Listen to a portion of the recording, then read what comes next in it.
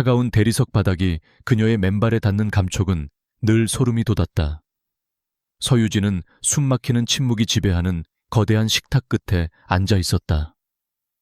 화려한 샹들리에에서 쏟아지는 빛은 값비싼 식기들을 비추었지만 그 공간의 공기만큼은 들 수 없었다. 맞은편에는 남편 강민혁이 무표정한 얼굴로 스테이크를 썰고 있었고 상석에는 시어머니인 최 회장이 얼음 같은 시선으로 그녀를 꿰뚫어 보고 있었다. 결혼 생활 3년. 이 저녁 식사는 지옥의 또 다른 이름일 뿐이었다. 최 회장이 와인잔을 내려놓는 소리가 유난히 날카롭게 울렸다. 몸에 좋다는 건 다 해먹이는데 왜 소식이 없는 개냐? 네가 이 집안에 시집온 유일한 이유가 뭔지 잊은 건 아니겠지. 목소리는 부드러웠지만 그 안에 담긴 가시는 유진의 심장을 정통으로 찔렀다. 아이를 낳는 것, 청아그룹의 후계자를 생산하는 것, 그것이 그녀의 존재 이유였다. 그녀는 예술품 감정사로서의 뛰어난 재능도 자신의 꿈도 모두 접어둔 채 이 거대한 세장 안에 갇혔다. 강민혁은 아내의 굴욕에 눈 하나 깜짝하지 않았다. 오히려 그는 어머니의 말에 동조하듯 차갑게 덧붙였다. 노력이 부족한 거겠지. 의지가 약해서 그래. 그의 말은 비수와 같았다. 매일 밤 의무처럼 치러지는 잠자리에서 그녀가 느끼는 것은 사랑이 아닌 수치심과 절망뿐이었다. 그의 몸은 차가웠고 그의 눈에는 어떠한 애정도 담겨 있지 않았다. 그저 대를 이어야 한다는 강박관념에 사로잡힌 기계와 같았다. 유진은 입술을 깨물며 고개를 숙였다. 반박할 수 없었다. 이 집안에서 그녀는 그저 죄인이었다. 식사가 끝나자 민혁은 턱짓으로 그녀를 서재로 불렀다. 최 회장도 무거운 침묵 속에서 뒤를 따랐다. 육중한 마호가니 문이 닫히자 서재는 완벽한 밀실이 되었다. 민혁은 책상 위에 서류 봉투 하나를 던졌다. 읽어봐. 그의 목소리에는 일말의 감정도 실려 있지 않았다. 유진은 떨리는 손으로 봉투를 열었다. 안에는 병원에서 발급된 진단서가 들어있었다. 그녀의 눈이 믿을 수 없다는 듯 커졌다. 남성 불임. 그리고 그 진단서의 주인은 강민혁이었다. 순간 세상이 무너지는 듯한 충격이 그녀를 덮쳤다. 지난 3년간 모든 비난과 압박은 오롯이 그녀의 몫이었다.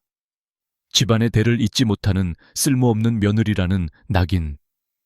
그런데 원인은 그에게 있었다. 유진은 고개를 들어 민혁을 바라보았다. 그의 얼굴은 분노와 수치심으로 일그러져 있었다. 하지만 그 감정의 화살은 그녀를 향하고 있었다. 마치 이 모든 것이 그녀의 잘못인 것처럼. 최 회장은 팔짱을 낀 채 냉혹하게 입을 열었다. 이제 알겠느냐? 이 사실이 세상에 알려지면 청아그룹이 어떻게 될지. 그들은 진실을 받아들일 생각이 없었다. 대신 더 끔찍한 계획을 세워두고 있었다. 인공수정을 할 거다. 민혁이 말했다. 물론 정자는 다른 사람의 것이 되겠지. 완벽하게 신원이 보장된 기증자의 것으로. 유진은 자신의 귀를 의심했다. 이것은 미친 짓이었다. 남편이 아닌 다른 남자의 아이를 낳아 그들의 후계자로 키우라는 말이었다. 그녀의 몸을 단지 대리모로, 껍데기로만 여기는 잔인한 처사였다. 싫어요. 그렇게는 못해요. 그녀의 목소리는 절망으로 가늘게 떨렸다. 최 회장의 눈이 번뜩였다. 그녀는 유진에게 다가와 턱을 거칠게 움켜쥐었다. 내게 선택권이 있다고 생각하는 개냐. 넌 그저 우리가 시키는 대로 하면 돼. 넌 강민혁의 아이를 임신하고 청아의 후계자를 낳는 거다. 세상은 그렇게 알게 될 거야. 감히 거부할 생각이라면 내 친정부터 무사하지 못할 거다. 협박이었다. 그녀의 가난하지만 단란했던 가족을 담보로 한 잔인한 협박. 유진의 눈에서 뜨거운 눈물이 뺨을 타고 흘러내렸다.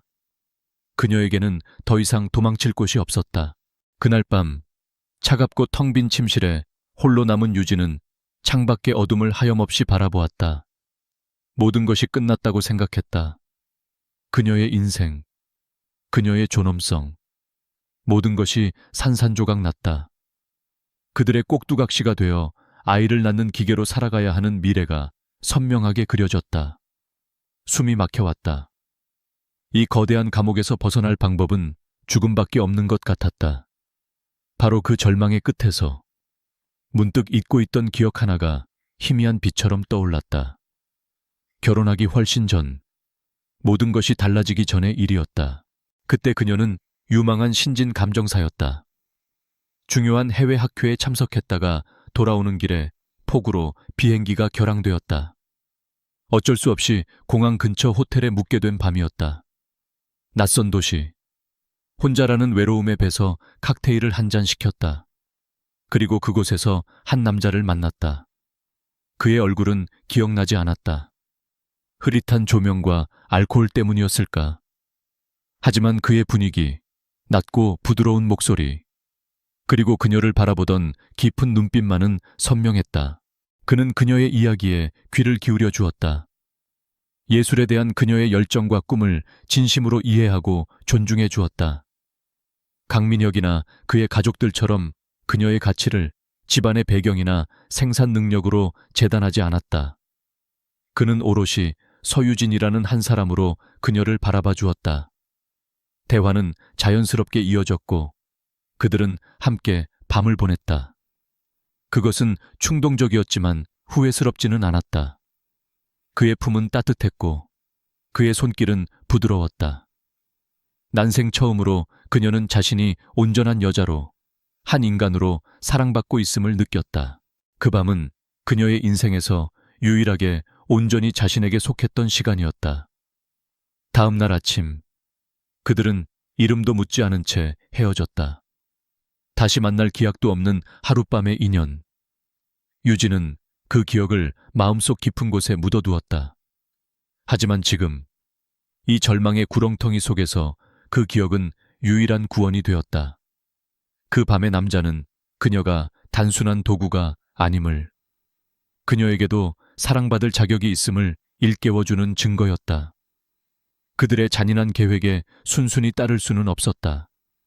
그 밤의 기억이 그녀 안의 작은 불씨를 다시 지폈다. 그녀는 눈물을 닦았다.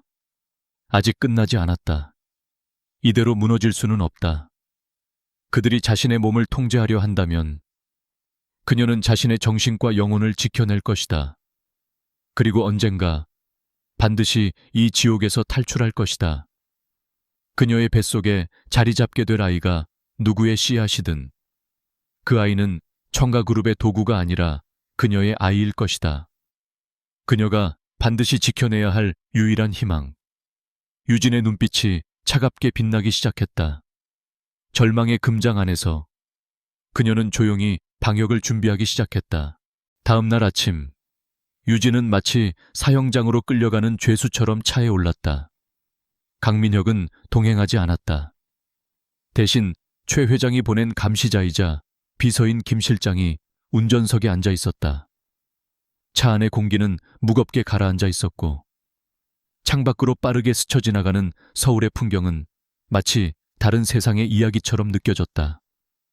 그녀의 세상은 이제 이 답답한 차 안과 앞으로 가게 될 미지의 병원, 그리고 저택이라는 새 공간으로 축소되어 버렸다. 병원은 강남의 한적한 골목 깊숙한 곳에 자리 잡고 있었다. 간판조차 제대로 달려있지 않은 평범한 건물이었지만 삼엄한 보안 시스템과 내부의 고급스러운 인테리어는 이곳이 평범한 장소가 아님을 말해주고 있었다. 이곳은 상류층의 비밀을 은밀하게 처리해주는 그들만의 성격이었다. 모든 직원들은 약속이라도 한 듯 감정이 배제된 표정으로 움직였고 그들의 과도한 친절은 오히려 유진의 목을 조여오는 듯했다. 의사는 중년의 남자로 온화한 미소를 띠고 있었지만 그의 눈에서는 어떠한 인간적인 따뜻함도 찾아볼 수 없었다. 그는 유진을 환자가 아닌 값비싼 시술을 받는 고객으로 대했다. 모든 준비는 끝났습니다. 저희는 국내 최고의 전문가들이며 기증자는 저희가 엄격한 기준에 따라 선별했으니 아무 걱정하지 않으셔도 됩니다. 그의 설명은 마치 고급 상품을 소개하는 쇼호스트 같았다. 유진은 그저 고개를 끄덕이는 것 외에는 할 수 있는 일이 없었다. 그녀의 의사는 중요하지 않았다. 시술대에 누웠을 때 유진은 눈을 감았다. 차가운 금속 기구들이 그녀의 몸에 닿는 감촉이 느껴질 때마다 온몸의 신경이 곤두섰다. 이것은 생명을 잉태하는 신성한 과정이 아니었다. 철저히 계산된 생산 과정이었고 그녀는 그저 살아있는 인큐베이터에 불과했다. 굴욕감과 수치심의 눈물이 흘러내렸지만 그녀는 소리내어 울지 않았다. 이 순간을, 이 치욕을 뼛속 깊이 새겨두기로 결심했다. 언젠가 이 모든 것을 되갚아주기 위한 원동력으로 삼기 위해서였다. 저택으로 돌아온 이후 유진의 일상은 더욱 철저한 감시에 놓였다. 최 회장은 임신에 좋은 환경이라는 명목 아래 그녀의 모든 것을 통제하기 시작했다. 식단은 전속 영양사가 관리했고 모든 음식은 유기농 최상급 재료로 만들어졌다. 그녀의 방에는 공기청정기와 가습기가 24시간 내내 돌아갔고 그녀가 읽는 책과 듣는 음악까지도 최 회장의 허락을 받아야 했다. 저택은 이제 완벽한 무균실이자 그녀를 올가매는 정교한 감옥이 되었다. 강민혁의 태도 역시 기묘하게 변했다. 그는 더 이상 그녀를 잠자리에 끌어들이지 않았다.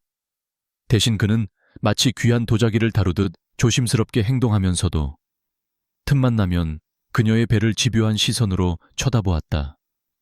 그 눈빛에는 기대감과 함께 자신의 무능을 감추려는 비뚤어진 소유욕이 번들거렸다. 그는 유진을 사랑하는 것이 아니었다. 그는 그녀의 뱃속에서 자라날 자신의 대리인을 소유하고 싶을 뿐이었다. 몇 주가 흐르고 유진의 몸에 변화가 찾아왔다. 병원에서는 임신 성공이라는 통보를 해왔다.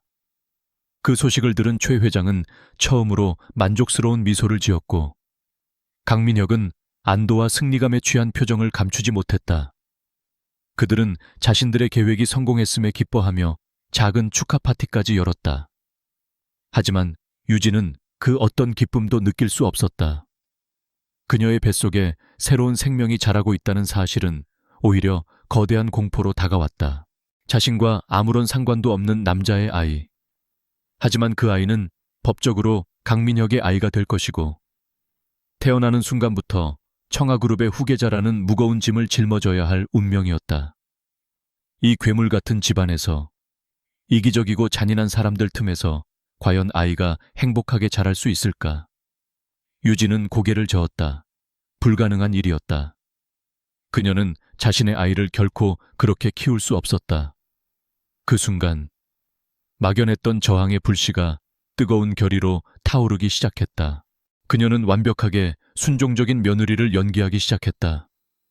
최 회장이 주는 보약을 군말 없이 마셨고 강민혁의 위선적인 애정 표현도 미소로 받아주었다.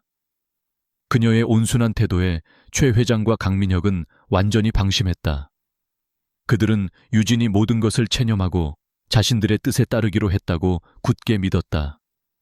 그러나 그들의 눈을 피해 유진은 자신만의 전쟁을 준비하고 있었다. 그녀의 무기는 그들이 가장 경멸하고 하찮게 여겼던 바로 그녀의 머리였다. 그녀는 태교를 핑계로 서재 출입을 허락받았다. 먼지가 쌓여있던 그녀의 전공 서적들, 미술사, 예술품 투자와 관련된 책들을 다시 꺼내 읽기 시작했다. 인터넷 사용이 허락되자 그녀는 국내외 미술품 경매 사이트를 드나들며 시장의 흐름을 파악했다. 청아그룹이 비자금 조성이나 상속 수단으로 고가의 미술품을 이용한다는 사실은 공공연한 비밀이었다. 그녀는 그들의 가장 약한 고리를 파고들 계획을 세웠다. 밤이 깊어 모두가 잠든 시간. 유진은 희미한 스탠드 불빛 아래서 조용히 움직였다. 그녀는 강민혁의 서재에서 빼낸 청아그룹의 투자 포트폴리오를 분석하고 그들이 소유한 미술품들의 목록과 가치를 재평가했다. 그녀의 눈은 예리하게 빛났고 그녀의 머리는 그 어느 때보다도 냉철하게 회전했다. 그녀는 더 이상 무력한 희생자가 아니었다. 그녀는 자신의 아이를 지키기 위해 그리고 자신을 짓밟은 자들에게 복수하기 위해 검을 가는 전사였다. 어느 날 밤, 유진은 거울 앞에 섰다. 아직은 미미한 변화였지만 그녀의 배는 조금씩 불러오고 있었다. 그녀는 조심스럽게 자신의 배를 감싸 안았다. 차가운 분노와 뜨거운 모성애가 뒤섞인 복잡한 감정이 심장을 휘감았다. 아가야. 그녀는 나직이 속삭였다. 걱정하지 마. 엄마가 반드시 널 이 지옥에서 꺼내줄게. 누구도 널 그들의 도구로 삼지 못하게 할 거야. 내가 약속할게. 거울 속 그녀의 눈빛은 강철처럼 단단하게 빛나고 있었다. 저항의 씨앗은 이제 그녀의 자궁 속 아이와 함께 그녀의 심장 속에서 무럭무럭 자라나고 있었다. 임신 3개월째 접어들면서 유진은 최 회장의 성화에 못 이겨 공식 석상의 모습을 드러내야 했다. 청아그룹이 주최하는 VVIP 자선 미술품 경매. 뱃속의 아이를 세상에 공표하고 강민혁의 건재함과 부부 사이의 금슬을 과시하기 위한 완벽한 무대였다. 유진은 몸에 꼭 맞는 실크 드레스를 입은 채 강민혁의 팔짱을 끼고 행사장으로 들어섰다. 수많은 카메라 플래시가 일제히 터졌고 그녀는 가면 같은 미소를 지으며 화답했다. 행사장은 온갖 부와 명예로 번쩍였다. 국내 유수의 기업 총수들과 정치인, 유명 연예인들이 한데 모여 자신들의 지위를 과시하고 있었다. 유진은 이 모든 것이 역겨웠다. 그들의 웃음 뒤에 숨겨진 탐욕과 위선을 꿰뚫어 보는 것은 어렵지 않았다. 강민혁은 물 만난 고기처럼 사람들 사이를 오가며 인맥을 관리했다. 유진은 그의 옆에 서서 완벽한 아내를 연기해야 하는 인형일 뿐이었다. 그는 사람들 앞에서 보란 듯이 그녀의 허리를 감싸고 아직 납작한 배를 다정하게 쓰다듬는 신용을 했다. 잠시 강민혁이 다른 기업 총수와 심각한 대화를 나누기 위해 자리를 비운 사이 유진은 겨우 숨을 돌릴 틈을 얻었다. 그녀는 소란스러운 무리를 벗어나 한쪽 벽에 걸린 그림 앞으로 다가갔다. 무명 화가의 작품이었지만 거칠고 대담한 붓터치 속에 담긴 슬픔과 분노의 감정이 그녀의 마음을 사로잡았다. 마치 자신의 내면을 들여다보는 듯한 기분이었다. 그림에 깊이 몰두한 그녀는 누군가 자신의 옆으로 다가오는 것을 미처 알아채지 못했다. 폭풍 전의 고요를 그린 것 같군요. 낮고 깊은 목소리가 그녀의 귓가에 울렸다. 유진은 화들짝 놀라 고개를 돌렸다. 그곳에는 한 남자가 서 있었다. 완벽하게 재단된 검은색 슈트를 입은 그는 주변의 소음을 모두 집어삼킬 듯한 압도적인 존재감을 뿜어내고 있었다. 냉철해 보이는 얼굴, 날카로운 턱선, 그리고 모든 것을 꿰뚫어 볼 듯한 깊은 눈빛. 유진은 순간 숨을 멈췄다. 처음 보는 얼굴이었지만 이상하게도 낯설지가 않았다. 그의 시선이 그림에서 그녀에게로 옮겨왔다.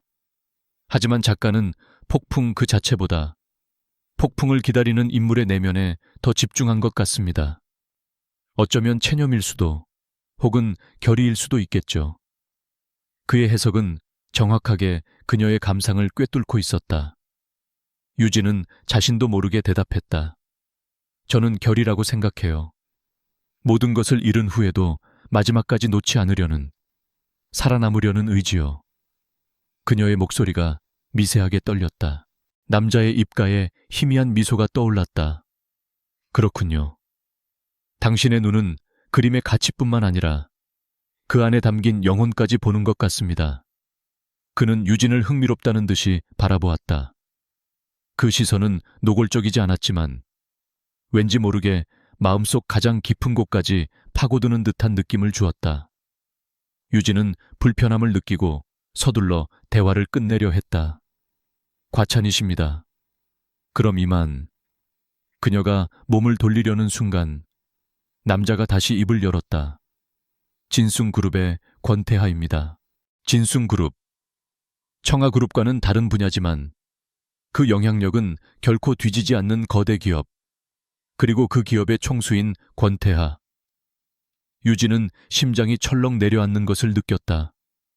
강민혁이 가장 경계하고 의식하는 상대 중 한 명이었다. 그녀는 최대한 감정을 숨긴 채 형식적으로 고개를 숙였다. 청아그룹의 서유진입니다. 바로 그 순간 뒤에서 강민혁의 목소리가 들려왔다. 여보, 여기서 뭘 하고 있어? 강민혁은 권태아를 발견하고는 순간적으로 표정이 굳었다. 그는 유진의 어깨를 강하게 끌어당기며 소유욕을 드러냈다. 권 대표님도 이런 자리에 오시는군요. 미술에 조예가 깊으신 줄은 몰랐습니다. 그의 말투에는 은근한 가시가 돋쳐 있었다. 권태아는 민혁의 도발에 전혀 동요하지 않았다. 그의 시선은 여전히 유진에게 고정되어 있었다.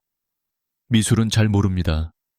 다만 아름다운 것을 알아보는 눈은 가지고 있다고 생각합니다. 그의 말은 명백히 유진을 향한 것이었다. 강민혁의 얼굴이 분노로 붉어졌다. 두 남자 사이에는 보이지 않는 스파크가 튀었다. 유진은 이 숨막히는 상황에서 벗어나고 싶었다. 그만 가요. 여보, 조금 피곤해요.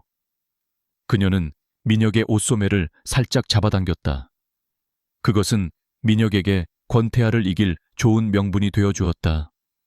그는 의기양양한 미소를 지으며 말했다. 아내가 임신 초기라 예민해서 말입니다. 그럼 실례하겠습니다. 권 대표. 강민혁은 유진을 이끌고 그 자리를 떠났다. 유진은 끌려가면서 무심코 뒤를 돌아보았다. 권태아는 여전히 같은 자리에 서서 그녀를 바라보고 있었다. 그 깊고 알 수 없는 눈빛과 마주친 순간 유진의 머릿속에서 잊고 있던 기억의 파편들이 번개처럼 스쳐 지나갔다. 흐릿한 호텔바의 조명, 부드러운 목소리, 따뜻했던 그의 품, 그리고 그녀의 귓가에 속삭이던 그의 숨결. 모든 것이 하나의 형상으로 맞춰졌다. 설마, 아니야. 그럴 리가 없어. 유진은 온몸의 피가 차갑게 식는 것을 느꼈다. 세상에 수많은 사람들이 있는데 어떻게 그런 우연이 있을 수 있단 말인가.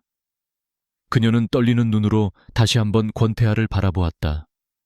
그의 얼굴, 윤곽, 그의 분위기, 그의 목소리, 모든 것이 기억 속의 그 남자와 겹쳐졌다. 그날 밤, 그녀의 처음을 가져갔던 남자, 그녀의 인생에서 유일하게 자유로웠던 하룻밤을 함께 보냈던 남자, 그가 바로 진숭그룹의 CEO 권태하였다. 그리고 그 순간 더 끔찍한 진실이 그녀의 뇌리를 강타했다. 그녀의 뱃속에 있는 아이, 익명의 기증자에게서 받은 정자로 만들어졌다고 믿었던 아이. 만약 그들이 거짓말을 한 것이라면, 아니, 그들의 치밀함이라면 신원불명의 정자를 썼을 리가 없다. 어쩌면 그들은 최고의 유전자를 원했을 것이고, 그래서 권태하의 것을 훔친 것이라면, 혹은 만약 그 모든 것을 떠나서 그날 밤의 기적이 지금 자신의 뱃속에서 자라고 있는 것이라면 어느 쪽이든 결과는 파멸이었다. 유진의 세상이 송두리째 무너져 내렸다. 그녀는 간신히 세웠던 탈출 계획과 복수의 다짐이 한낮 모래성처럼 허물어지는 것을 느꼈다.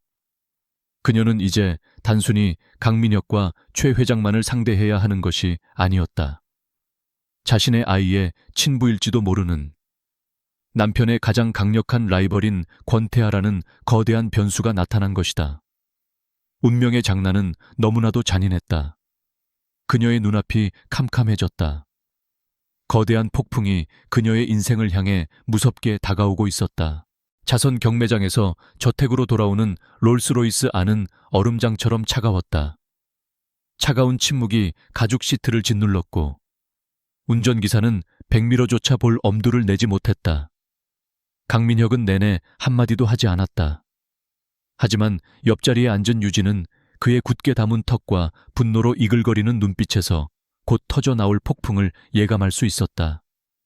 그녀는 그저 창밖의 야경을 무심하게 바라보는 척하며 자신의 심장 소리를 감추려 애썼다. 육중한 현관문이 닫히자마자 민혁은 거칠게 그녀의 팔을 잡아챘다. 그의 소나귀 힘은 마치 쇠사슬 같았다. 권태하와 무슨 사이야? 으르렁거리는 그의 목소리는 거실 전체에 낮게 울렸다. 질문이 아니었다. 명백한 신문이었다. 유진은 고통에 얼굴을 찡그렸지만 그의 시선을 피하지 않았다. 아무 사이도 아니에요. 오늘 처음 본 사람이에요. 그녀의 대답은 흔들림 없는 사실이었다. 하지만 질투와 의심에 눈이 먼 남자에게 진실은 중요하지 않았다. 처음 본 사람에게 그런 눈빛을 보내 그놈은 널 잡아먹을 듯이 쳐다보더군. 그는 유진을 벽으로 몰아붙였다. 그의 얼굴이 그녀의 코앞까지 다가왔다. 역겨운 위스키 냄새가 확 끼쳐왔다. 네가 어떤 여자인지 내가 모를 줄 알아. 가난한 집안에서 태어나 신분 상승의 기회만 노리는 속물. 권태하가 나보다 더 나은 남자 같아서 꼬리라도 친 건가. 그의 말은 비수처럼 날아와 그녀의 가슴에 박혔다. 모욕감에 피가 거꾸로 솟는 것 같았지만 유진은 입술을 깨물고 참았다. 지금 흥분해서 좋을 것은 아무것도 없었다. 특히 뱃속의 아이를 생각해야 했다. 그녀는 최대한 차분한 목소리로 말했다. 당신이 어떻게 생각하든 상관없어요. 하지만 사실이 아닌 말로 날 모욕하지 마세요. 난 당신의 아이를 가진 몸이에요. 아이. 그것은 민혁의 유일한 약점이자 가장 민감한 부분이었다. 그는 순간적으로 말을 잃었지만 이내 비웃음을 터뜨렸다. 내 아이 그래. 법적으로는 그렇겠지. 하지만 넌 명심해야 해. 넌 그 아이를 낳는 도구일 뿐이야. 그리고 그 도구가 멋대로 다른 생각을 품는 건 용납 못해. 그는 유진의 턱을 움켜쥐고 들어올렸다. 오늘부터 내 모든 걸 감시할 거다. 누구를 만나는지, 누구와 통화하는지, 전부 다. 내 손바닥 안에서 벗어날 생각은 꿈도 꾸지 마. 그의 눈에는 섬뜩한 집착이 번들거렸다. 그는 유진을 소유물로 여겼고 자신의 소유물에 다른 남자가 눈독을 들인다는 사실을 견딜 수 없었던 것이다. 그는 그녀를 거칠게 밀치고는 서재로 들어가 버렸다. 홀로 남은 유진은 차가운 벽에 기댄 채 가쁜 숨을 몰아쉬었다. 올가미는 더욱 단단하게 그녀의 목을 조여오고 있었다. 한편 진숭그룹의 펜트하우스 집무실에서 권태하는 복잡한 심경으로 야경을 내려다보고 있었다. 그의 머릿속은 온통 서유진이라는 여자에 대한 생각으로 가득 차 있었다. 처음에는 그저 아름답고 총명한 여자라고 생각했다. 하지만 그녀의 눈빛에 서려 있던 깊은 슬픔, 그리고 그녀를 대하는 강민혁의 오만하고 무례한 태도가 계속해서 마음에 걸렸다. 무언가 잘못되어 있다는 강한 직감이 그의 신경을 자극했다. 그리고 무엇보다도 그 설명할 수 없는 기시감. 그녀는 분명 처음 보는 여자였지만 그녀의 목소리 톤, 그녀가 그림을 바라보던 진지한 표정, 그 모든 것이 낯설지 않았다. 마치 아주 오래전부터 알고 지낸 사람처럼. 권태하는 자신의 기억력을 의심해 본 적이 없었다. 그는 자신의 삶에서 스쳐 지나간 수많은 사람들을 기억했다. 하지만 서유진은 그의 기억 속 어느 곳에도 존재하지 않았다. 이 혼란스러운 느낌의 정체는 무엇일까? 그는 인터폰을 눌러 비서실장을 호출했다. 곧이어 단정한 모습의 김 비서가 소리 없이 들어와 그의 앞에 섰다.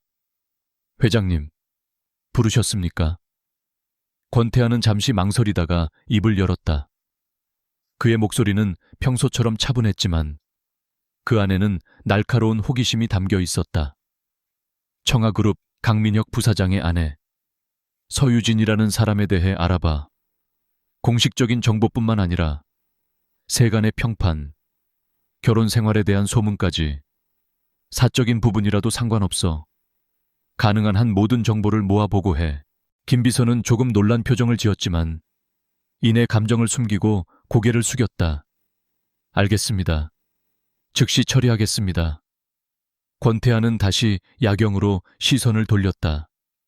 이것은 단순한 호기심이 아니었다. 그 여자의 눈빛 속에 담겨있던 절망과 결의. 그것이 마치 자신에게 보내는 구조 신호처럼 느껴졌기 때문이다. 그는 자신도 모르게 이 미스터리한 사건의 중심부로 걸어 들어가고 있었다. 그날 이후 유진은 보이지 않는 감옥에 갇혔다. 저택의 고용인들은 모두 그녀의 감시자가 되었다. 그녀의 통화 내용은 도청되었고 인터넷 사용 기록은 매일 강민혁에게 보고되었다. 심지어 정원을 산책할 때조차 낯선 경호원들이 그림자처럼 그녀를 따라다녔다. 그녀는 숨이 막혔다. 하지만 겉으로는 아무것도 모르는 척 임신으로 인해 예민해진 연기를 하며 그들의 경계심을 무너뜨리려 노력했다. 권태하의 책상 위에는 며칠 뒤 서유진에 대한 1차 조사 보고서가 놓여 있었다. 내용은 대부분 예상했던 바와 같았다. 유망한 미술품 감정사였지만 결혼과 동시에 은퇴. 평범한 중산층 가정 출신. 지난 3년간 아이가 없어 시댁의 구박을 받았다는 소문. 그리고 최근 극적인 임신 소식. 김 비서는 조심스럽게 덧붙였다. 외부에는 서유진 씨의 불임 문제로 알려져 있었지만 한간에는 강민혁 부사장의 문제라는 소문도 간간히 돌았습니다. 하지만 청아 측에서 철저히 막은 것으로 보입니다. 권태하는 보고서를 천천히 넘겼다. 그의 눈이 한 곳에 멈췄다. 바로 그녀의 사진이었다. 자선 경매장에서 찍힌 사진 속 그녀는 슬픈 미소를 짓고 있었다. 그 순간 그의 뇌리에 희미했던 기억의 조각이 섬광처럼 스쳐 지나갔다. 몇 년 전 해외 출장길, 폭우로 발이 묶였던 낯선 도시의 호텔바, 혼자 앉아있던 동양인 여자, 예술과 꿈에 대해 열정적으로 이야기하던 그녀의 반짝이는 눈, 그리고 칵테일 잔을 든 그녀의 가늘고 하얀 손가락. 권태하는 자리에서 벌떡 일어났다. 설마 그의 심장이 거세게 뛰기 시작했다. 그는 김 비서에게 다급하게 물었다. 김 비서, 혹시 내가 3년 전, 아니 4년 전인가? 뉴욕 출장에서 돌아오는 길에 비행기 연착으로 하룻밤 묵었던 호텔 기록 찾아낼 수 있나? 기억은 아직 희미했지만 하나의 가설이 그의 머릿속에서 무섭게 형태를 갖추기 시작했다. 서유진의 결혼 시기와 그날 밤의 시기, 그리고 지금 그녀의 임신. 모든 것이 아귀가 맞지 않는 퍼즐 조각처럼 그의 머릿속을 헤집었다. 만약 그 퍼즐이 맞춰진다면 그 끝에 있는 진실은 감당할 수 없을 만큼 거대할지도 몰랐다. 강민혁의 의심과 집착이 만들어낸 감시는 보이지 않는 거미줄처럼 그녀의 일상을 옥죄었다. 하지만 서유진은 절망에 빠져 주저앉아 있지 않았다. 오히려 그 압박은 그녀 안의 생존 본능을 더욱 날카롭게 벼리는 숫돌이 되었다. 이대로 순순히 그들의 인형으로 살다가 아이를 빼앗길 수는 없었다. 침묵과 순종이 자신을 지켜주지 못한다면 이제는 그녀가 직접 칼을 뽑아들 차례였다. 그녀는 조용히, 그리고 은밀하게 첫 번째 반격을 준비하기 시작했다. 그녀의 무기는 지식이었다. 한때는 그녀의 자랑이자 꿈이었지만 결혼과 함께 쓸모없는 것으로 치부되었던 예술품에 대한 전문적인 안목. 그녀는 태교를 핑계로 허락된 태블릿 PC를 들고 밤마다 예술품 경매와 미술시장 데이터베이스를 샅샅이 뒤졌다. 강민혁과 최 회장은 그녀가 고상한 클래식 음악을 듣거나 명화를 감상하며 명품 태교를 하고 있다고 믿었지만 유진의 눈은 사냥감을 찾는 안표범처럼 번뜩이고 있었다. 그녀는 청가그룹의 약한 고리를 찾고 있었다. 기회는 생각보다 빨리 찾아왔다. 청가그룹의 바이오 자회사가 홍콩에서 열리는 비공개 경매를 통해 프랑스 인상파 화가 장 프랑수아의 안개 속의 해변이라는 작품을 노리고 있다는 첩보를 입수했다. 표면적으로는 기업 이미지 제고를 위한 예술품 투자였지만 유진은 그 이면에 숨겨진 검은 속내를 단번에 간파했다. 수천억 원을 호가하는 이 작품은 강민혁 일가의 비자금을 세탁하고 편법 증여를 위한 완벽한 도구였다. 저 그림만 놓치게 만든다면 그들에게 상당한 타격을 줄 수 있을 터였다. 유진은 안개 속의 해변에 대한 모든 자료를 긁어모았다. 작품의 이력, 소유주 변천사, 전문가들의 평가까지 며칠 밤낮으로 이어진 조사 끝에 그녀는 마침내 결정적인 균열을 발견했다. 1950년대의 한 소유주 기록이 불분명하게 처리되어 있었던 것이다. 일반적인 감정사라면 대수롭지 않게 넘어갈 수도 있는 부분이었지만 유진의 날카로운 직감은 그 이면에 무언가 더러운 비밀이 숨겨져 있음을 경고하고 있었다. 그녀는 집요하게 파고들었다. 잊혀진 유럽의 작은 도서관 데이터베이스까지 뒤진 끝에 마침내 그 해답을 찾아냈다. 그 그림은 2차 세계대전 당시 나치에게 약탈당했던 유대인 소유의 작품이었다.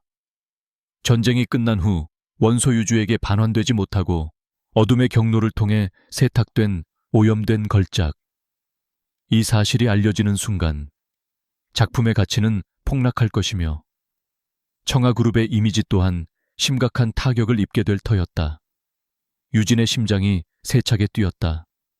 이제 이 정보를 어떻게 활용할 것인가? 그녀는 강민혁의 감시망을 피할 수 있는 가장 안전하고 효과적인 방법을 떠올렸다. 그녀는 공공 와이파이를 이용해 완벽한 익명의 이메일 계정을 만들었다. 그리고 간결하지만 핵심적인 내용으로 메시지를 작성했다. 장 프랑수아, 안개 속의 해변. 1943년 베를린 루브르 박물관 약탈품 목록, 노무 4873, 진위 확인, 요망. 그리고 그녀는 자신이 찾아낸 2차 대전 당시의 약탈, 미술품 목록, 아카이브 링크를 첨부했다. 수신인은 단 한 곳.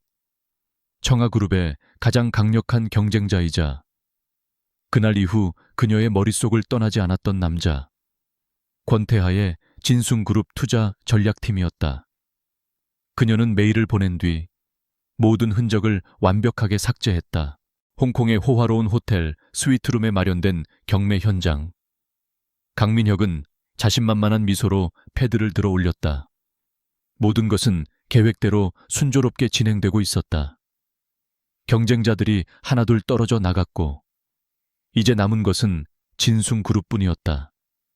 그는 권태하의 자존심을 짓밟고 이 걸작을 손에 넣을 생각에 짜릿한 쾌감을 느꼈다.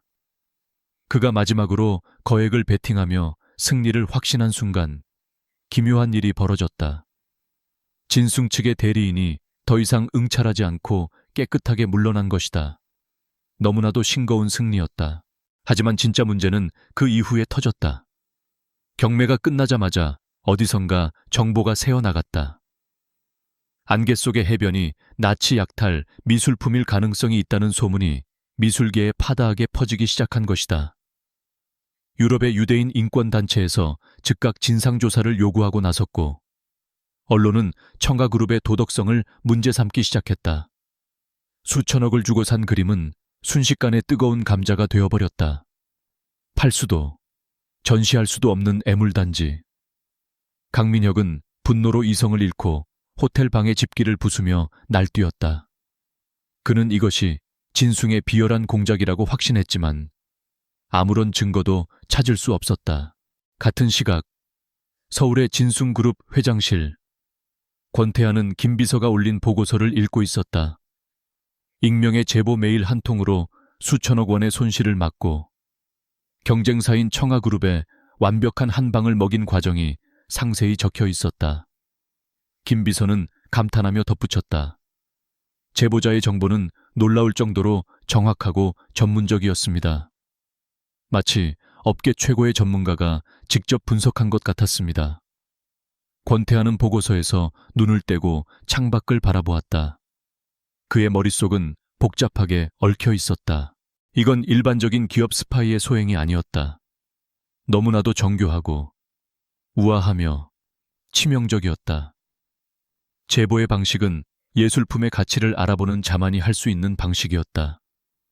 그의 뇌리에 한 사람의 얼굴이 선명하게 떠올랐다. 슬픈 눈으로 그림을 바라보던 여자. 살아남으려는 의지라고 속삭이던 그녀의 목소리. 청아그룹 내부에 이런 수준의 전문성을 가진 사람은 단 한 명뿐이었다.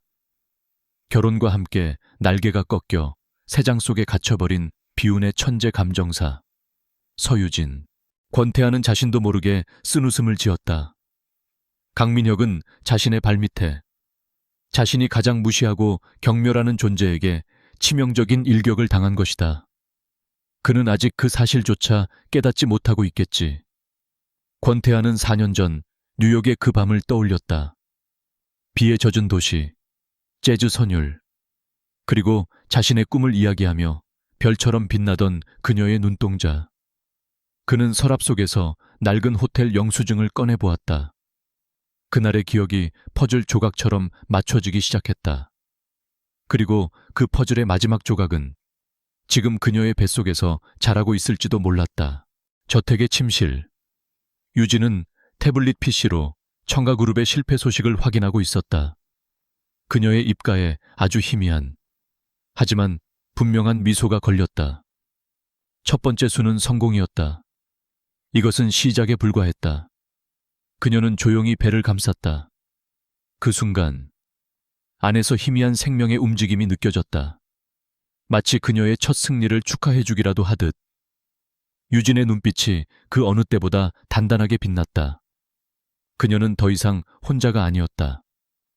홍콩 경매 사건의 여파는 생각보다 거셌지만 그 소용돌이의 중심에 있는 권태하는 놀라울 정도로 차분했다. 그의 머릿속은 익명의 제보자라는 안개 속을 헤매고 있었다. 진숭그룹의 정보팀은 제보자의 IP 주소를 역추적하려 했지만 몇 겹의 우회 서버와 암호화 장벽에 막혀 실패했다. 제보자는 자신의 흔적을 지우는데 매우 능숙했다. 하지만 권태하는 굳이 추적할 필요가 없다고 느꼈다. 그의 직감은 이미 한 사람을 가리키고 있었다. 새장 속에 갇혀 날갯짓조차 할 수 없을 거라 여겼던 여자. 서유진. 그녀가 어떻게 강민혁의 삼엄한 감시를 뚫고 그런 고급 정보를 입수하고 또 외부에 전달할 수 있었는지는 알 수 없었다. 하지만 그 제보 방식에 담긴 정교함과 예술품 시장에 대한 깊은 통찰력은 그녀 외에는 설명할 길이 없었다. 그는 강민혁이 자신의 아내를 얼마나 과소평가하고 있는지를 깨달았다. 그는 그녀를 단순한 장식품이자 대를 이을 도구로만 여겼지만 그녀는 언제든 그의 목을 겨눌 수 있는 예리한 비수를 품고 있었다. 그리고 그 사실은 권태하의 마음을 더욱 복잡하게 만들었다. 그는 김비서를 다시 호출했다. 이전의 지시와는 차원이 다른, 훨씬 더 위험하고 은밀한 임무를 부여하기 위해서였다. 김비서. 지난번 조사는 잊게. 이제부터 목표를 바꾼다. 권태하의 목소리는 얼음처럼 차가웠다. 서유진 씨의 임신. 그 자체를 파고들게. 공식적으로 다니는 병원 외에 다른 곳을 방문한 적이 있는지, 담당 의사는 누구인지, 시술 기록이 있다면 그 내용까지. 수단과 방법을 가리지 말고 알아내. 청아 쪽에서 눈치채지 못하게. 그림자처럼 움직여야 할 거야. 그의 지시는 간결했지만 그 안에 담긴 무게는 청은망은이었다. 단순히 경쟁사의 약점을 캐내는 차원이 아니었다. 이것은 한 여인의 인생과 어쩌면 한 생명의 운명이 걸린 문제였다. 김비서는 회장의 눈빛에서 이전과는 다른 차가운 분노와 함께 뜨거운 무언가가 이글거리고 있음을 읽었다. 그는 아무것도 묻지 않고 조용히 고개를 숙였다. 명심하겠습니다. 진숭그룹의 막강한 정보력과 자금력이 총동원되기 시작했다. 조사는 첩보작전을 방불케 했다. 청아그룹의 감시망을 피하기 위해 조사팀은 직접적인 접근 대신 주변부를 샅샅이 훑었다. 서유진의 동선을 따라다니던 경호원들의 교대 시간, 저택의 CCTV 사각지대, 고용인들의 SNS까지 분석 대상이 되었다. 며칠간의 잠복과 추적 끝에 마침내 작은 실마리가 잡혔다. 서유진을 태운 차가 정기 검진을 받는 강북의 대학병원이 아닌 강남의 한적한 골목으로 사라지는 것이 몇 차례 포착된 것이다. 그 골목의 끝에는 외부와 철저히 차단된 프라이빗 클리닉이 있었다. VVIP 고객만을 대상으로 하는 곳으로 철저한 비밀 보장을 최우선으로 하는 곳이었다. 진숭의 정보팀은 해킹과 내부 정보원 매수를 통해 클리닉의 고객 명단을 빼내는 데 성공했다. 그리고 그 명단 속에서 그들은 서유진이라는 이름을 발견했다.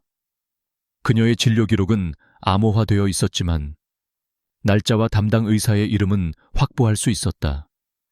그 날짜는 그녀가 임신 사실을 공식적으로 발표하기 바로 직전의 시기였다. 보고를 받은 권태하는 집무실에서 홀로 밤을 새웠다. 그의 책상 위에는 서유진의 클리닉 방문 기록과 4년 전 자신의 뉴욕 출장 스케줄이 나란히 놓여 있었다. 그는 눈을 감았다. 폭우가 쏟아지던 밤, 호텔에서 만났던 여자의 얼굴이 떠올랐다. 그녀는 자신의 이름을 밝히지 않았고 그 역시 묻지 않았다. 하룻밤의 꿈처럼 사라질 인연이라 생각했다. 그런데 그 꿈의 조각이 지금 현실이 되어 그의 눈앞에 나타난 것이다. 클리닉 방문 날짜, 그리고 그녀의 임신 주수, 모든 것을 역으로 계산하자 하나의 끔찍하고도 경이로운 가설이 완성되었다. 서유진의 뱃속에 있는 아이는 강민혁의 아이도 신원불명의 기증자의 아이도 아닐 가능성, 그날 밤 자신의 아이가 잉태되었을 가능성. 권태하는 심장이 멎는 듯한 충격을 느꼈다. 온몸의 피가 차갑게 식었다가 이내 용암처럼 뜨겁게 끓어올랐다. 만약 이 가설이 사실이라면 강민혁과 최 회장은 자신의 아이를 훔쳐 그들의 후계자로 삼으려는 인질극을 벌이고 있는 셈이었다. 증거가 필요했다. 누구도 반박할 수 없는 명백한 증거. 그는 더 이상 이성적으로 생각할 수 없었다. 아버지로서의 본능이 그의 모든 세포를 지배하기 시작했다. 그는 김 비서에게 마지막 지시를 내렸다. 서유진 씨가 다음 정기 검진을 위해 대학병원에 가는 날짜를 알아내. 그날 무슨 수를 써서든 그녀의 혈액 샘플을 확보해야 한다. 그것은 거의 불가능에 가까운 임무였다. 강민혁의 경호원들이 한시도 그녀의 곁을 떠나지 않을 터였다. 작전은 치밀하게 계획되었다. 진숭은 병원 내부에 이미 오래전부터 심어두었던 인맥을 활용했다. 서유진의 혈액을 채취하고 검사실로 옮기는 과정에서 단 몇 초의 시간만 벌면 되었다. 검사실의 연구원 한 명을 거액으로 매수했고 병원 복도에서는 진숭의 보안팀이 의도적인 작은 소동을 일으켜 경호원들의 시선을 분산시킬 준비를 마쳤다. 모든 것이 완벽하게 짜인 각본대로 움직였다. 디데이. 유진은 어김없이 경호원들에게 둘러싸여 병원에 도착했다. 그녀는 체혈실 의자에 앉아 무감각하게 팔을 내밀었다. 주사 바늘이 그녀의 혈관을 파고드는 동안 복도에서 작은 소란이 일어났다. 경호원들의 시선이 잠시 그쪽으로 쏠린 틈을 타 간호사는 약속대로 혈액이 담긴 시험관 2개 중 하나를 몰래 바꿔치기 했다. 모든 것은 눈 깜짝할 사이에 일어났다. 유진도 경호원들도 아무것도 눈치채지 못했다. 시험관은 곧바로 진숭그룹의 비밀 연구소로 옮겨졌다. 권태하는 자신의 머리카락을 뽑아 함께 건넸다. 이제 남은 것은 기다림뿐이었다. 하루가 1년처럼 느껴지는 시간이었다. 그는 평생 이렇게까지 초조하고 불안했던 적이 없었다. 마침내 김 비서가 굳은 표정으로 서류 봉투를 들고 그의 집무실로 들어왔다. 권태하는 떨리는 손으로 봉투를 열었다. 그 안에는 유전자 분석 결과 보고서가 들어있었다. 수많은 전문 용어와 숫자들 속에서 그의 눈은 단 한 줄의 문장에 고정되었다. 부건 확률 99.99%. 세상이 멈췄다. 숨을 쉴 수가 없었다. 보고서가 그의 손에서 힘없이 떨어졌다. 사실이었다. 서유진의 뱃속에서 자라고 있는 아이는 그의 아이였다. 차가운 분노가 그의 머리끝까지 차올랐다. 감히 내 아이를, 내 여자를. 그는 주먹을 세게 쥐었다. 뼈마디가 하얗게 변할 정도였다. 그의 눈빛이 지독한 냉기와 살기로 번뜩였다. 이제 이 전쟁은 비즈니스가 아니었다. 그의 아이와 그의 여자를 되찾기 위한 성전, 셩잔이었다. 권태하의 손에 들린 유전자 검사 결과지는 단순한 종이 서류가 아니었다. 그것은 전쟁의 판도를 바꿀 선전포고이자 강민혁과 최 회장의 오만한 제국에 떨어질 핵폭탄이었다. 하지만 그 폭탄이 터지기 직전 청아그룹의 저택에서는 이미 다른 종류의 폭풍이 휘몰아치고 있었다. 홍콩 경매 실패 이후 강민혁은 편집증적인 의심에 사로잡혀 있었다. 그는 모든 것이 권태하의 계략이라고 확신했고 그 배후에 아내 서유진이 있을지도 모른다는 망상을 떨치지 못했다. 그의 의심은 최 회장의 교활함과 만나 걷잡을 수 없이 커졌다. 최 회장은 자신들의 계획에 한치의 오차도 용납할 수 없었다. 그녀는 비밀 클리닉에 사람을 보내 기증자의 신원을 다시 한번 확인하고 모든 기록을 완벽하게 통제하려 했다. 그러나 그녀의 손에 돌아온 보고서는 예상치 못한 것이었다. 기증자 기록은 존재하지 않는 유령 프로필이었고 시술에 사용된 전객 샘플의 관리 기록 일부가 누군가에 의해 교묘하게 삭제되어 있었다. 완벽하다고 믿었던 시스템에 구멍이 뚫려 있었던 것이다. 최 회장은 즉시 아들을 서재로 불렀다. 그녀의 얼굴은 분노로 차갑게 굳어 있었다. 이게 어떻게 된 일인지 설명해 보거라. 그녀가 내던진 보고서에 강민혁의 눈이 커졌다. 배신감. 그 단어가 그의 머리를 망치처럼 내리쳤다. 그들은 서유진이 감히 다른 남자를 품고 그 씨앗을 자신의 뱃속에 심어 청가그룹 전체를 기만하려 했다고 단정해버렸다. 그들의 오만함은 다른 가능성을 상상조차 할 수 없게 만들었다. 그날 저녁, 저택의 거실은 살얼음판 같았다. 최 회장과 강민혁은 심판자처럼 소파에 앉아 있었고 유진은 영문도 모른 채 그들 앞에 불려 나와 서 있었다. 최 회장이 먼저 입을 열었다. 그녀의 목소리는 뱀처럼 차갑고 교활했다. 몸은 좀 어떠냐? 아가. 내 뱃속에 우리 귀한 손주께서는 잘 크고 계시고 그 말은 다정했지만 눈빛은 칼날처럼 날카로웠다. 유진은 불길한 예감에 등골이 서늘해졌다. 강민혁이 참지 못하고 테이블 위로 보고서를 던졌다. 이게 뭔지 설명해봐. 내 뱃속에 있는 건 대체 어떤 놈의 씨앗이야. 그의 고함 소리가 거실을 울렸다. 유진은 어리둥절한 표정으로 서류를 집어들었다. 클리닉의 보고서, 조작된 기록. 그녀는 순간 모든 것을 깨달았다. 이것은 함정이었다. 그들이 자신을 제거하기 위해 파놓은 함정. 하지만 그녀는 변명할 수 없었다. 권태하의 존재를. 4년 전 그 밤의 진실을 말할 수는 더더욱 없었다. 무슨 말씀이신지 모르겠어요. 전 그저 당신들이 시키는 대로 했을 뿐이에요. 그녀의 목소리는 떨렸지만 눈빛은 굴복하지 않았다. 그 모습이 강민혁의 분노에 기름을 부었다. 그는 자리에서 벌떡 일어나 그녀에게 달려들었다. 이 더러운 년 감히 내 앞에서 시침 잃을 때 내 아이를 낳으라고 했지. 어디서 굴러먹던 놈의 씨를 받아오라고 했냐고. 그의 손이 유진의 뺨을 향해 날아들려는 순간이었다. 꽝 지축을 울리는 굉음과 함께 저택의 육중한 현관문이 안쪽으로 터져나가듯 열렸다. 부서진 문짝 파편과 함께 검은 그림자들이 거실 안으로 쏟아져 들어왔다. 한치의 망설임도 없는 움직임으로 저택의 경호원들을 순식간에 제압한 그들 사이로 한 남자가 지옥의 사자처럼 걸어 들어왔다. 얼음보다 차가운 분노를 담은 눈빛, 완벽하게 재단된 슈트 위로 흐르는 압도적인 위압감, 권태하였다. 모두가 그 자리에 얼어붙었다. 강민혁은 아내를 향해 쳐들었던 손을 미처 내리지도 못한 채 멍하니 서 있었고 노회한 최 회장조차 경악을 금치 못했다. 권태하는 그들을 거들떠보지도 않았다.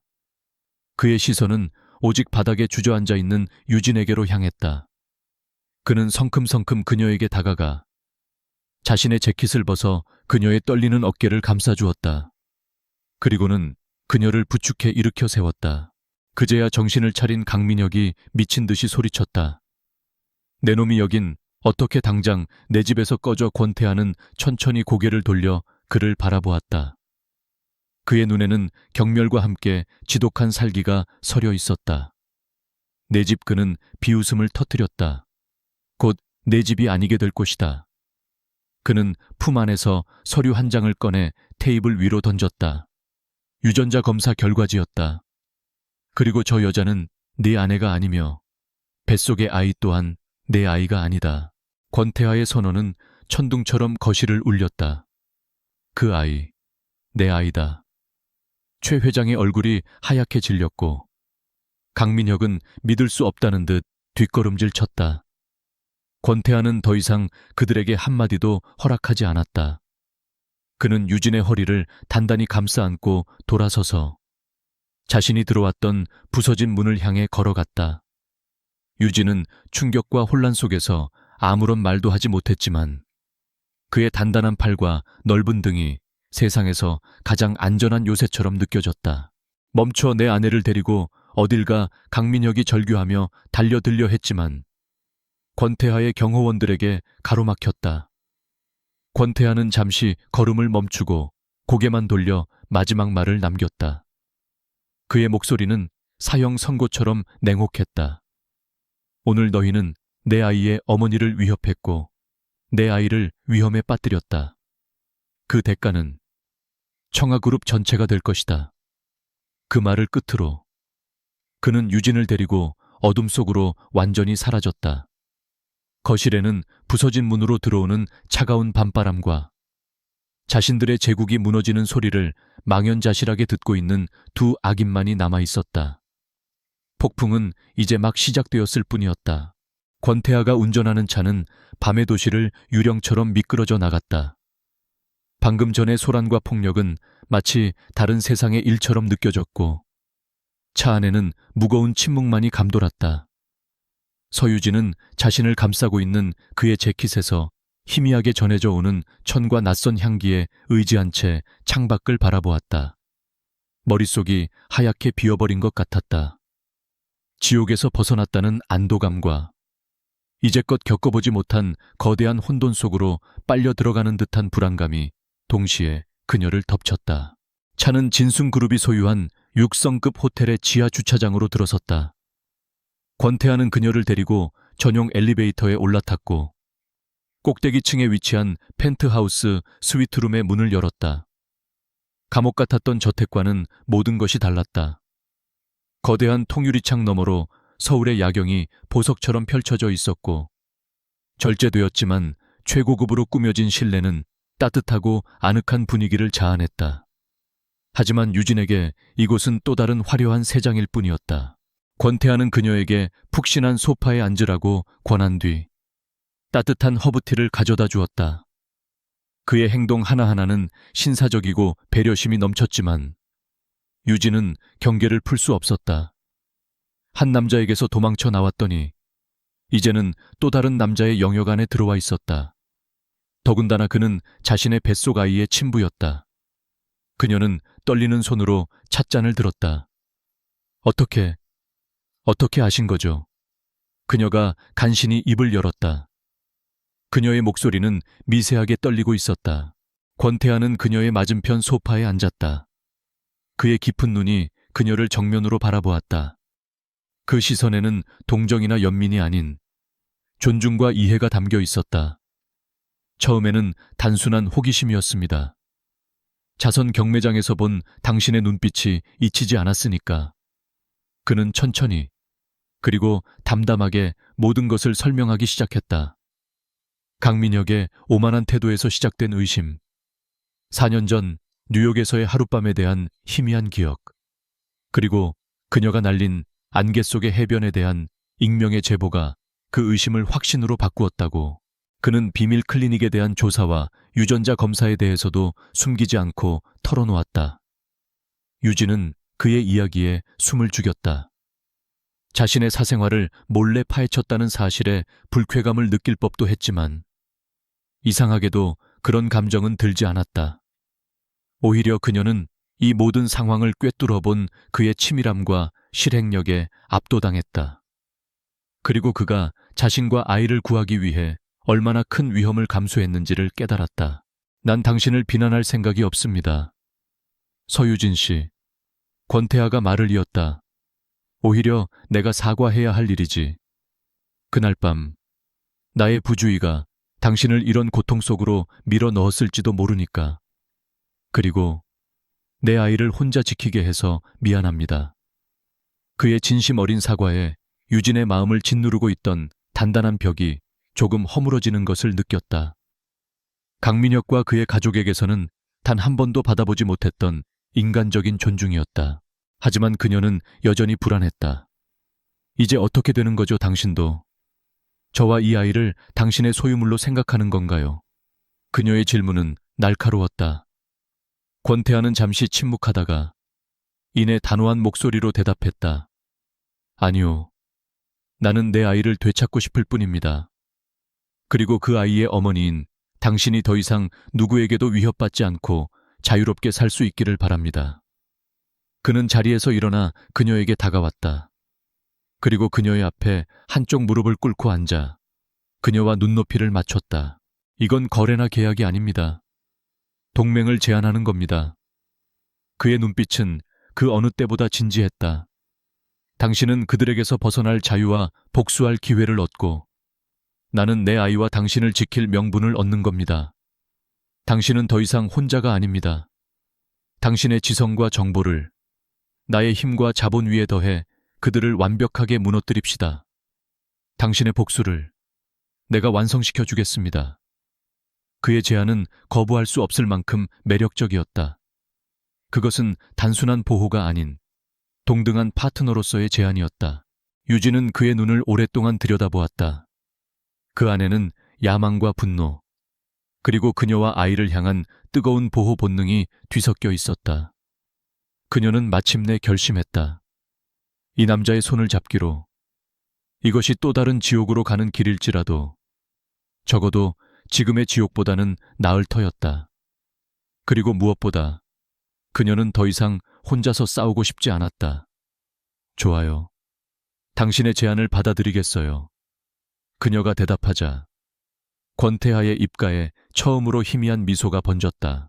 그는 즉시 자리에서 일어나 휴대폰을 들었다. 그의 목소리는 순식간에 진순그룹의 냉혹한 총수로 돌아와 있었다.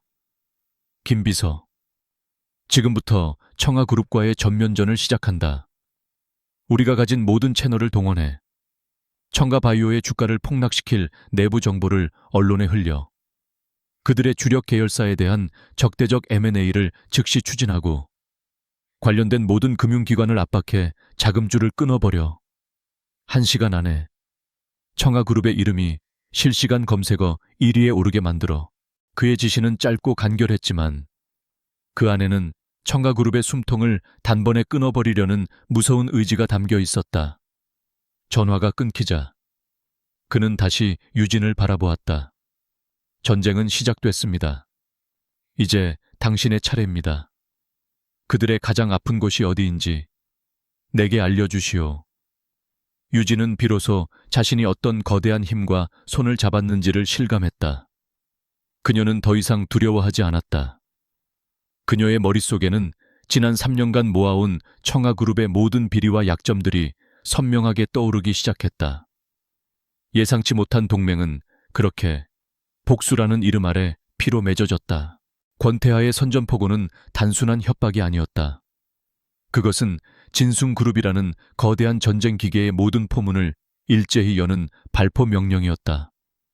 다음 날 새벽, 대한민국 금융시장은 개장과 동시에 거대한 쓰나미에 휩쓸렸다. 청하바이오, 임상 데이터 조작 의혹이라는 단독 보도를 시작으로 약속이라도 한 듯 모든 언론사에서 청가그룹의 비리를 폭로하는 기사들을 쏟아내기 시작했다. 주식시장은 즉각 반응했다. 청가그룹의 주력 계열사 주식은 개장 10분 만에 하한가로 추락했다. 강민혁과 최 회장은 자신들의 사무실에서 이 모든 상황을 믿을 수 없다는 듯이 지켜보고 있었다. 처음에는 코웃음을 쳤다. 진숭의 흔한 언론 플레이라고, 며칠이면 잠잠해질 노이즈라고 치부했다. 그들은 자신들이 수십 년간 쌓아 올린 철옹성이 그렇게 쉽게 무너지리라고는 상상조차 하지 못했다. 그들의 오만함은 현실을 직시하는 눈을 가리고 있었다. 당장 법무팀을 동원해 모든 언론사에 소송을 걸어 진숭이 배후라고 떠들어대 강민혁이 핏대를 세우며 소리쳤다. 하지만 그들의 반격은 허공의 메아리에 불과했다. 진숭의 공격은 단순한 여론전이 아니었다. 권태하는 유진이라는 가장 확실한 내부 정보를 손에 쥐고 있었다. 호텔 펜트하우스는 순식간에 진숭그룹의 비밀 전쟁 상황실로 변했다. 권태하는 냉혹한 지휘관처럼 실시간으로 변하는 데이터를 분석하며 다음 공격을 지시했고, 유진은 그의 옆에서 가장 유능한 참모 역할을 수행했다. 그녀는 더 이상 과거의 무력한 희생자가 아니었다. 그녀의 눈은 복수심과 모성애로 차갑게 빛나고 있었다. 그들이 비자금을 숨겨둔 곳은 스위스 비밀 계좌가 아니에요. 런던과 뉴욕에 있는 페이퍼 컴퍼니 명의로 사들인 고가의 미술품들이죠. 유진은 태블릿 PC에 저장해 두었던 자료들을 권태해에게 넘겼다. 그 안에는 그녀가 지난 3년간 강민혁의 서재에서 몰래 빼내 분석한 모든 거래 내역과 자금 흐름이 담겨 있었다. 권태하의 지시가 떨어지자마자 진숭의 해외 법무팀은 해당 국가의 사법기관과 공조하여 모든 미술품을 압류하고 자금 동결 절차에 들어갔다. 최 회장의 마지막 비상구가 완벽하게 차단되는 순간이었다. 청하그룹은 속수무책으로 당했다. 자금줄이 막히자 모든 사업이 마비되기 시작했고, 주력 계열사에 대한 진숭의 적대적 M&A 시도는 주주들을 공포에 떨게 만들었다. 강민혁은 평소 자신에게 머리를 조아리던 정재계 인사들에게 다급하게 전화를 걸었지만 돌아오는 것은 차가운 거절뿐이었다. 권태하가 한 발 앞서 그들의 비리까지 언론에 흘려버렸기 때문이었다. 그들은 청가라는 가라앉는 배에서 뛰어내리기 바빴다. 진정한 결정타는 유진의 가장 깊은 곳에 숨겨져 있던 정보에서 터져 나왔다. 청하바이오의 신약 아르테미신은 사실 심각한 부작용을 숨기고 있어요. 임상시험 과정에서 사망자도 나왔지만 모두 돈으로 무마하고 데이터를 조작했죠. 그녀는 권태해에게 조작 전의 원본 데이터가 담긴 암호화된 파일을 넘겼다. 그 파일은 그녀가 만일의 사태를 대비해 몰래 백업해 두었던 복수를 위한 마지막 카드였다. 그것은 청가그룹의 심장을 겨눈 비수였다. 진숭은 시민단체와 연계하여 이 사실을 공론화했고, 식약처는 즉각적인 재조사에 착수했다. 여론은 들끓었다. 국민의 생명을 담보로 돈벌이를 한 비윤리적인 기업. 청하그룹은 더 이상 회생이 불가능한 시한부 선고를 받은 것이나 다름없었다. 최 회장은 자신의 사무실에서 이 모든 뉴스를 보며 처음으로 공포에 질린 표정을 지었다. 그녀는 이 모든 공격이 너무나도 정확하게 자신들의 가장 아픈 곳만 노리고 있다는 사실에 소름이 돋았다. 서유진, 그 계집이야. 그녀는 마침내 깨달았다. 이 모든 것은 권태하의 힘만으로는 불가능했다. 자신들이 가장 하찮게 여기고 짓밟았던 며느리가 그들의 제국을 무너뜨리는 칼날이 되었던 것이다. 분노와 허탈함에 그녀는 실성한 사람처럼 웃기 시작했다. 강민혁 역시 패배를 직감했다. 그는 텅 빈 사무실에서 술병을 들이켰다. 그의 눈에는 더 이상 오만함 대신 모든 것을 잃은 자의 공허함만이 남아있었다. 마지막 심판의 날이 밝았다. 검찰의 대대적인 압수수색이 시작되었다. 수십 명의 수사관들이 청하그룹 본사로 들이닥쳤고, 로비는 기자들의 카메라 플래시로 아수라장이 되었다. 직원들은 공포에 질려 흩어졌고, 한때 철옹성 같았던 제국은 종이 상자 속에 담겨 무력하게 실려 나갔다. 강민혁과 최 회장은 각각 자신들의 사무실에서 체포되었다. 그들의 손목에 차가운 수갑이 채워지는 모습은 모든 방송사를 통해 전국에 생중계되었다. 호텔 펜트하우스에서 유진과 권태하는 창밖으로 해가 떠오르는 것을 바라보고 있었다. TV 화면 속에서는 청가제국의 몰락이 속보로 계속해서 흘러나오고 있었다. 길고 길었던 밤이 끝나고 있었다. 유진은 조용히 자신의 배를 감쌌다. 그 안에서 아이가 부드럽게 움직이는 것이 느껴졌다. 그녀는 눈물을 흘리지 않았다. 다만 자신을 올가매던 모든 족쇄가 끊어지는 듯한 해방감에 깊은 숨을 내쉬었다. 권태하는 말없이 그녀의 어깨에 손을 얹었다. 그것은 승자의 위로이자 새로운 시작을 약속하는 묵묵한 다짐이었다. 전쟁은 끝났다. 청하그룹이라는 거대한 제국의 몰락은 한 시대의 종말을 고하는 장엄한 장송곡과 같았다. 법의 심판은 신속하고 냉정했다.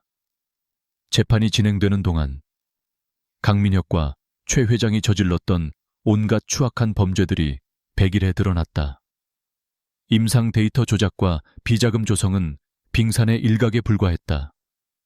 정관계 로비, 불법적인 약물 유통, 심지어 경쟁사를 무너뜨리기 위한 비인간적인 공작까지 그들의 제국은 타인의 피와 눈물 위에 세워진 모래성이었음이 만천에 공개되었다. 피고인석에 앉은 그들의 모습은 더 이상 과거에 오만했던 지배자가 아니었다. 최 회장은 마지막까지 꼿꼿한 자세를 유지하려 애썼지만 하루가 다르게 쇠약해지는 모습은 감출 수 없었다. 그녀의 눈에 서려 있던 도끼는 어느새 깊은 절망과 허무함으로 바뀌어 있었다. 강민혁은 현실을 부정했다. 그는 모든 것이 권태하와 서유진이 꾸민 음모라고 발악했지만 그의 주장을 믿어주는 사람은 아무도 없었다. 그는 모든 것을 잃은 패배자일 뿐이었다. 법정은 그들에게 가장 무거운 형벌을 내렸다. 최 회장과 강민혁은 수십 년의 징역형을 선고받았고 청하그룹의 모든 재산은 사회에 환원되거나 피해자들에게 배상하는 형태로 몰수되었다. 한때 세상을 호령하던 모자의 시대는 차가운 감옥의 철창 너머로 쓸쓸하게 저물었다. 유진은 TV 뉴스를 통해 그들의 마지막 모습을 지켜보았다. 그녀의 마음속에는 복수심의 후련함보다는 길고 어두웠던 터널을 마침내 빠져나온 듯한 깊은 해방감이 밀려왔다. 권태하의 도움으로 이혼 절차는 신속하게 마무리되었다. 서유진은 마침내 강씨 집안의 족쇄를 끊고 자신의 이름을 되찾았다. 그녀는 더 이상 청가그룹의 며느리가 아니었다.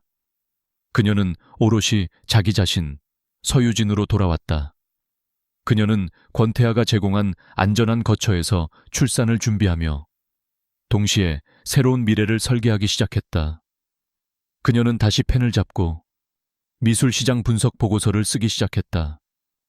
그녀의 날카로운 통찰력과 깊이 있는 분석은 금세 업계의 주목을 받았다.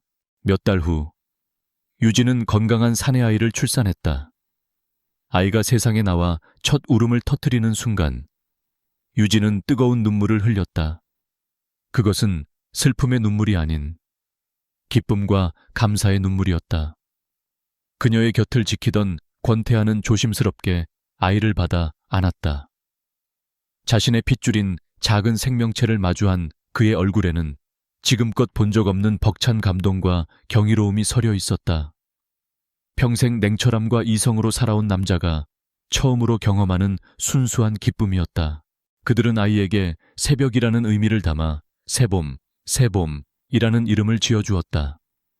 아이는 두 사람의 어두웠던 과거를 종식시키고 새로운 관계를 싹 틔우는 희망의 빛과 같았다.